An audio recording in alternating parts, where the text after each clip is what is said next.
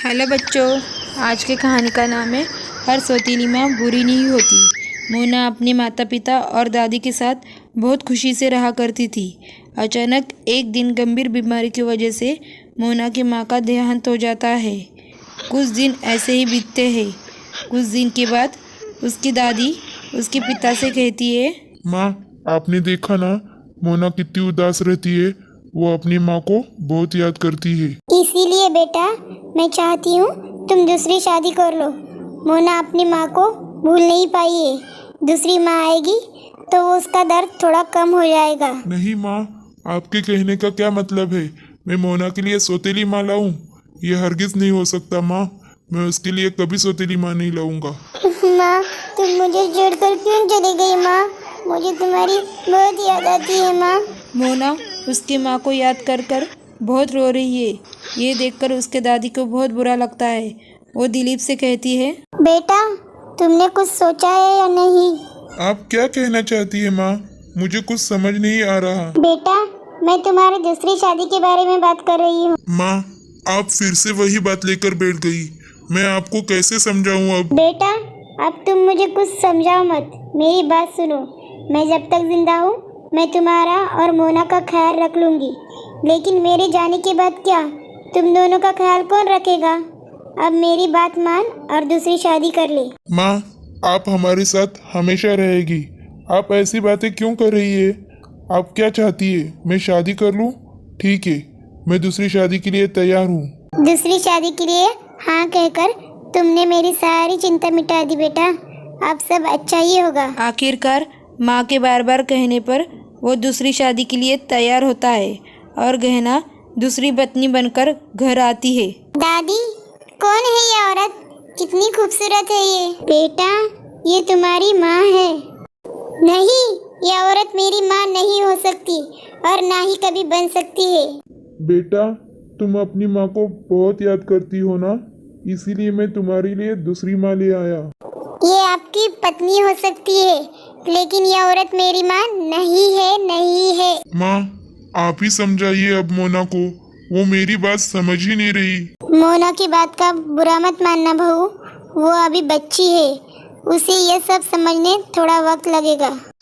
दूसरे दिन गहना सवेरे जल्दी उठकर मोना के स्कूल की सारी तैयारी करती है। माँ जी, मोना स्कूल कितने बजे जाती है और उसे खाने में क्या पसंद है? 8 बजे की स्कूल है उसकी गहना बहू। तुम्हें जो भी ठीक लगे वो बना लेना। मोना बेटा, मैंने तुम्हारी स्कूल की ड्रेस प्रेस कर दी है। जल्दी से तैयार हो जाओ, नहीं तो स्कूल के लिए लेट हो जाओगी। मैं तुम्हारे लिए नाश्ता लगा देती हूँ। इसकी कोई जरूरत नहीं, मैं कोई छोटी बच्ची हूँ।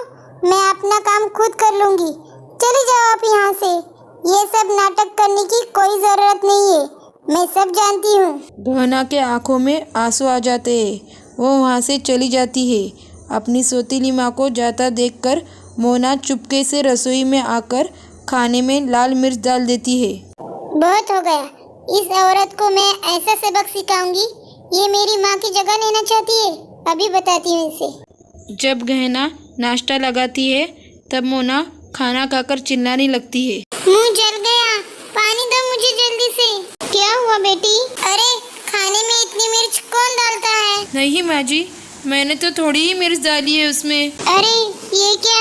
हमने तो तुम्हें अपनी बच्ची की माँ समझकर लाया था और तुमने अभी से अपना रंग दिखाना शुरू कर दिया।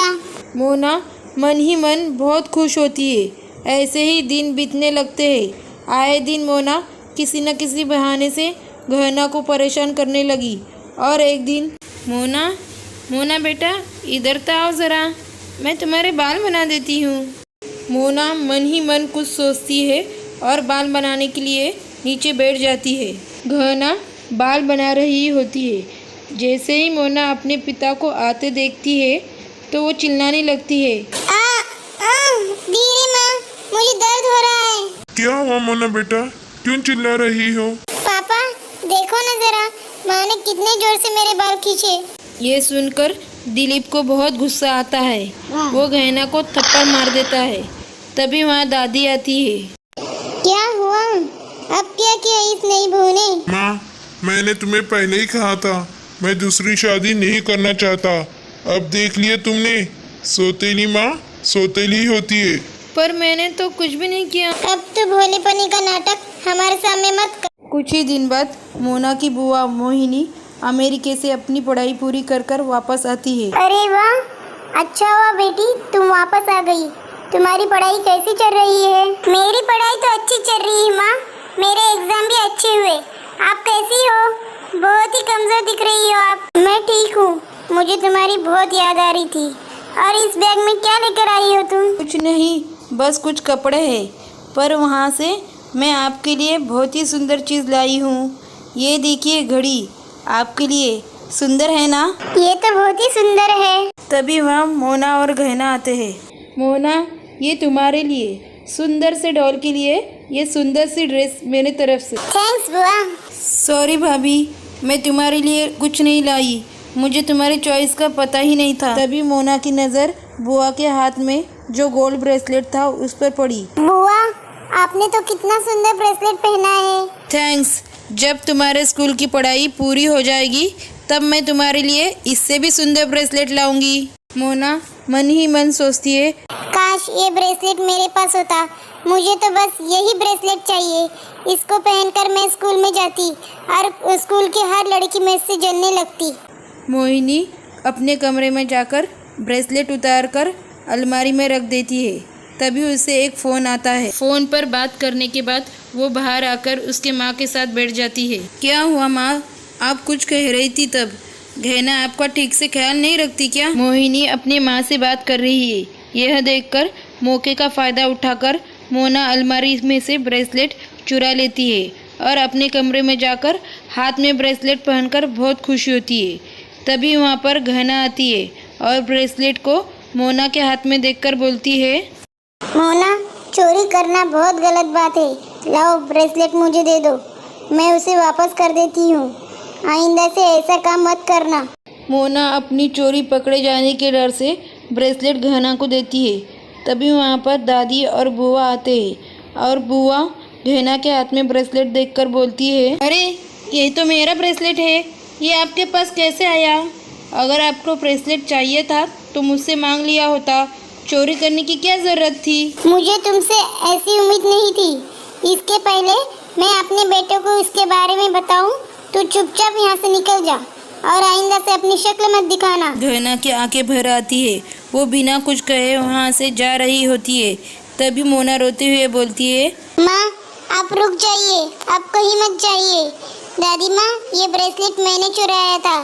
कोई मुझसे बुरा भला ना कहे, इसलिए उन्होंने मेरा नाम नहीं लिया। दादी माँ, उन्हें सजा मत दीजिए।